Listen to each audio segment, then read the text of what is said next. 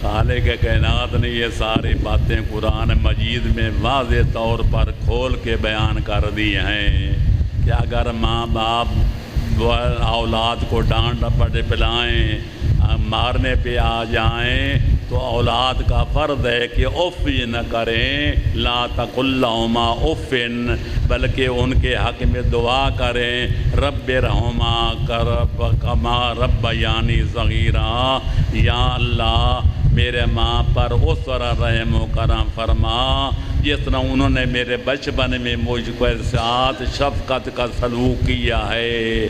لہذا صادق آل محمد فرماتے ہیں عربی زبان بڑی وسیع ہے، ایک معنی کے لیے 70 لفظ ہوتے ہیں، ایک لفظ کے 70 معنی ہوتے ہیں، لیکن عربی زبان میں اس سے زیادہ چھوٹا کلمہ کائنات میں کوئی نہیں۔ اس لیے اللہ نے فرمایا ماں باپ ظلم بھی کریں، زیادتی بھی کریں تو ماں اولاد کا فرض ہے کہ افت نہ کرے، بلکہ مار کھاتی رہے اور دعا کرتی رہے، گالیاں کھاتی رہے اور ماں باپ کے حق میں دعا کرتی رہے۔ ماں باپ کا بھی فرض ہے کہ جب اولاد بڑی ہو جائے اپنی عزت کا بھی خیال رکھیں، اولاد کی بلا وجہ روک ٹوک نہ کریں، ان کی توہین نہ کریں، ان کا امتحان کا پرچہ سخت نہ کریں، ان کو بھی سوچ سمجھ کے کام کرنا چاہیے۔ اور لیکن اولاد کے حقوق ماں باپ پر بھی ہیں، ماں باپ کے حقوق اولاد پر بھی ہیں، لیکن اگر تولا جائے تو ماں باپ کے حقوق کا پردہ بھاری نظر آتا ہے۔ لہذا ہر حالت میں ماں باپ اگر زیادتی بھی کریں تو اولاد کو بالعلاج بالمثل کرنے کا کوئی حق نہیں ہے کہ وہ سختی کریں تو اولاد بھی اپنا فرض چھوڑ دے۔ برخورداروں کا فرض ہے برخورداری کرنا، بزرگوں کا کام ہے شفقت کرنا۔ اگر بزرگ شفقت کرنا چھوڑ دیں تو جواب میں اولاد کو برخورداری نہیں چھوڑنی چاہیے، ان کا احترام بروا رکھنا چاہیے۔ اللہ فرماتے ہیں ماں باپ کافر بھی ہوں صاحب و ما فی الدنیا معروفہ، ان کے کفر کو نہ دیکھو، ان کے ماں باپ ہونے کو دیکھو کہ تمہارے دنیا میں آنے کے ظاہری سبب وہی ہیں، لہذا ان کا احترام کرو، ان کا اکرام کرو۔ ہو سکتا ہے تمہارے اخلاق عالیہ کو دیکھ کر وہ کفر کو چھوڑ کر مسلمان بن جائیں۔ لہذا جی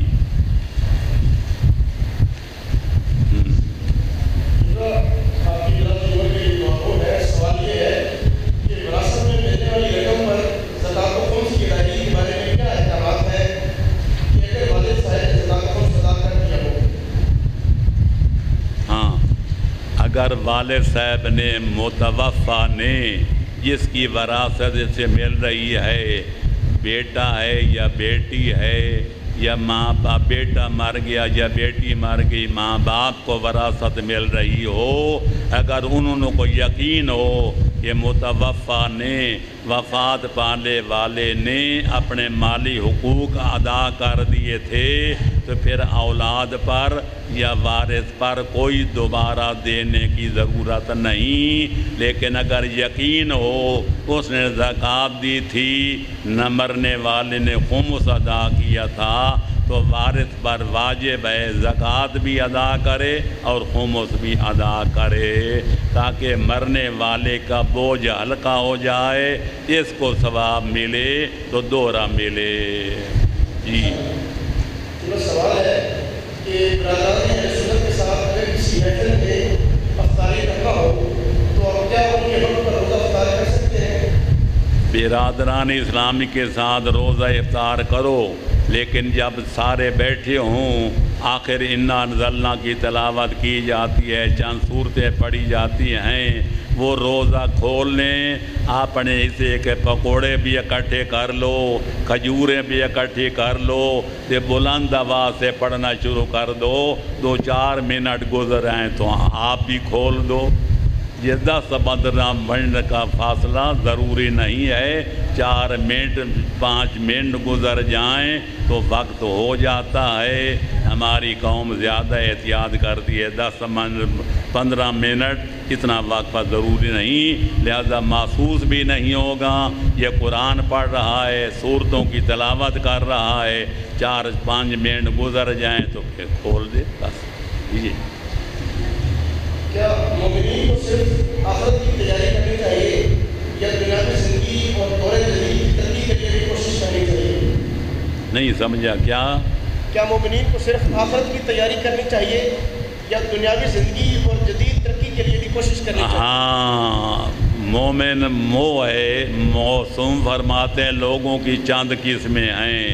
سب سے افضل آدمی وہ ہے، سب سے زیادہ خوش قسمت وہ ہے جس کی ایک ہاتھ میں دولت دین ہو تو دوسرے ہاتھ میں دولت دنیا ہو۔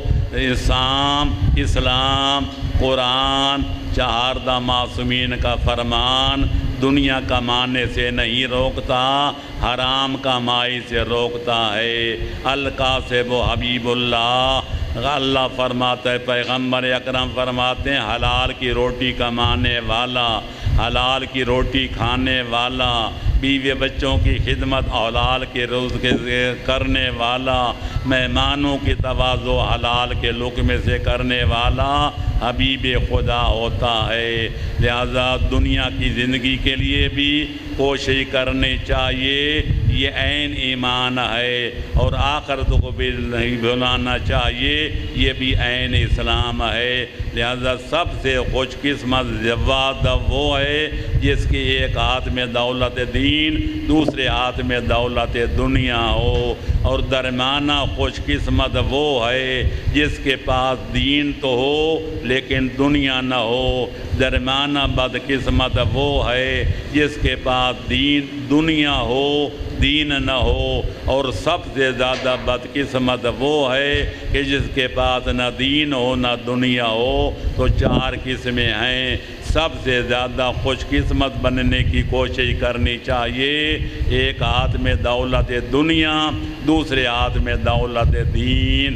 یہی دعا قرآن نے تعلیم دی ہے کہ ربنا آتنا فی الدنیا حسنۃ وفی الآخرۃ حسنۃ وقنا عذاب النار۔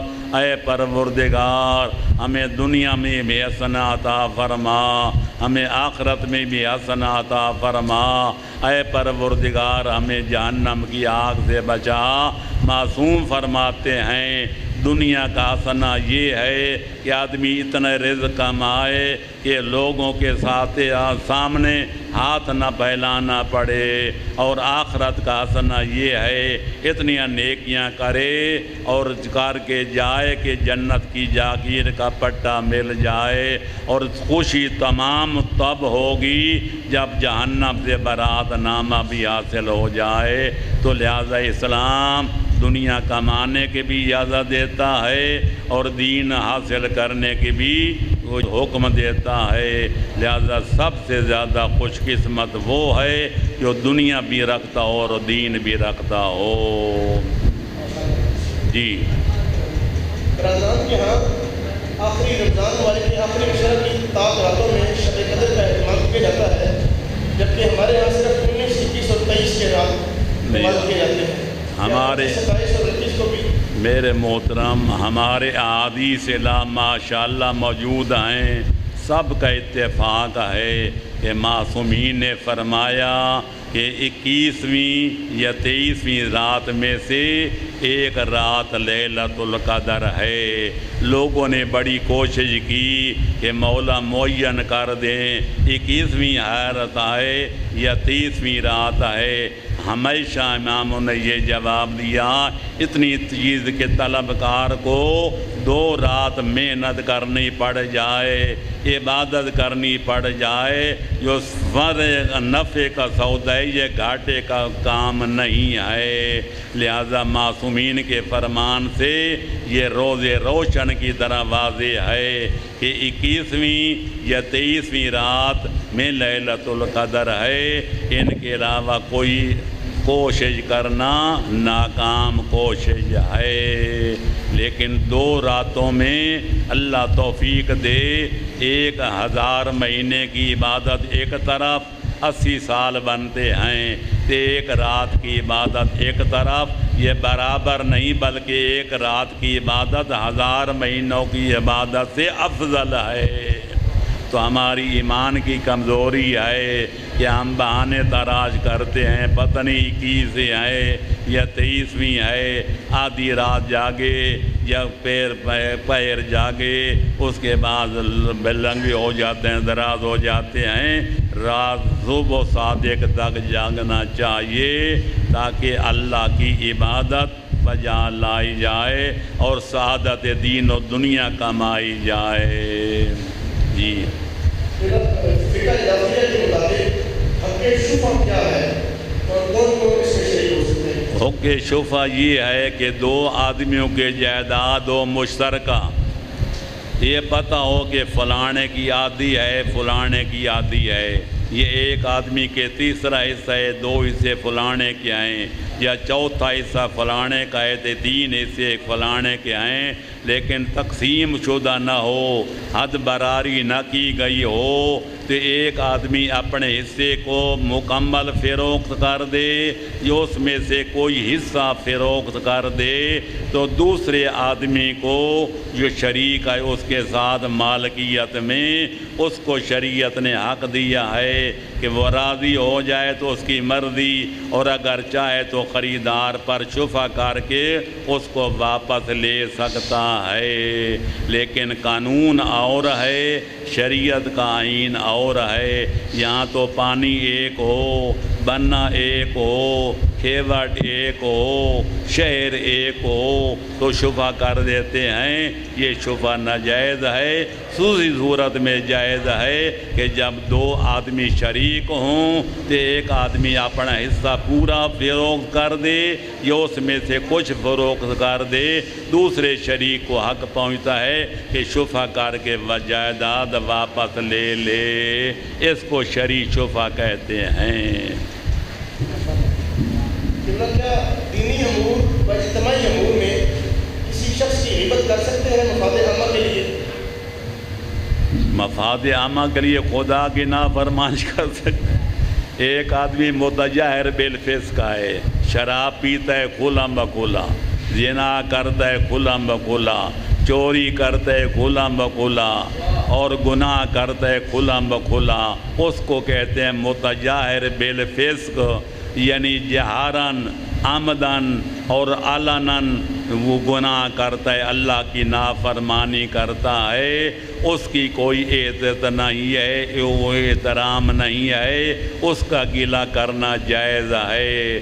لیکن شراب بھی پیتا ہے لیکن چھپ کر، زنا کاری کرتے چھپ کر، چوری چکاری کرتے چھپ کر، وہ لوگوں میں اپنی عزت چاہتا ہے، لوگوں میں ذلت نہیں چاہتا، اس کا غفلت سے پوچھ یہ کہنا، لوگوں میں کہنا میں نے اپنے آنکھوں سے دیکھا فلانے دن فلانی کوٹھی میں شراب پی رہا تھا، میں نے اپنی آنکھوں سے دیکھا ہے وہ تاش کھیل رہا تھا، میں نے آنکھوں سے دیکھا ہے کہ وہ شطرنج کھیل رہا تھا، اس کو حرام گلہ کہتے ہیں، یہ اس کا جائز نہیں ہے۔ جو متستر ہے گناہ کرتے چھپ کر اس کا احترام واجب ہے، جو گناہ کرتے کھلم بکھلا علانیہ چٹے دن میں اس متجاہر بالفسق کا گلہ کرنا جائز ہے۔ بس یہ بات۔ حضرت آدم علیہ السلام زمین پر آنے سے پہلے جنت میں تھے اور کہا جاتا ہے کہ شیطان نے حضرت آدم کو برگلایا،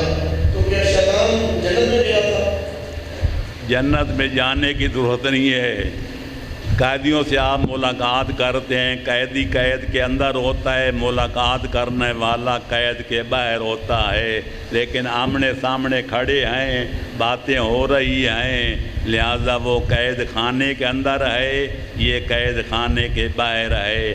قرآن کی سورہ مدثر گواہ ہے کہ جنتی سوال کریں گے جہنمیوں سے کہ ما سلککم فی سقر، تمہیں جہنم میں کیا چیز لے گئی؟ تو قالو لم نک من المصلین، ہم نماز نہیں پڑھتے تھے، یہ نہیں کرتے تھے، وہ کرتے تھے۔